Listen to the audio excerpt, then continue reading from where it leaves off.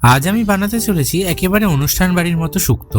যদিও আজকাল অনুষ্ঠান বাড়ি থেকে শুক্তো বানানো প্রায় বন্ধই হয়ে গেছে, আর সেই জায়গাটা দখল করার চেষ্টায় রয়েছে উচ্ছের কোফতা বা অন্য যে কোনো ধরনের তিতপদ।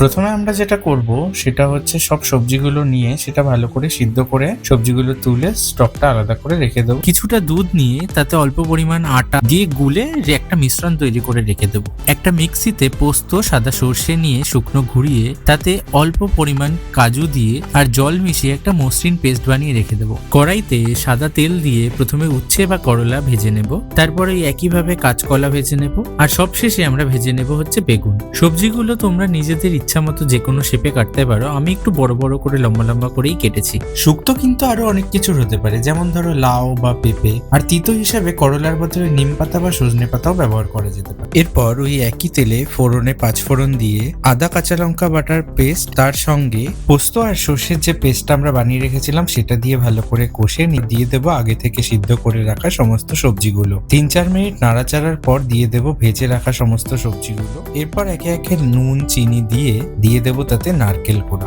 নারকেলের কাঁচা গন্ধ চলে গেলে তাতে দিয়ে দেবো দুধের ঘোল, আর সঙ্গে দিয়ে দেবো সেই সবজির স্টকটা যেটা আমরা আগে তুলে রেখে দিয়েছিলাম। এরপর আগে থেকে ভেজে রাখা ডালের বড়ি দিয়ে আমরা ভালো করে ফুটিয়ে নেব।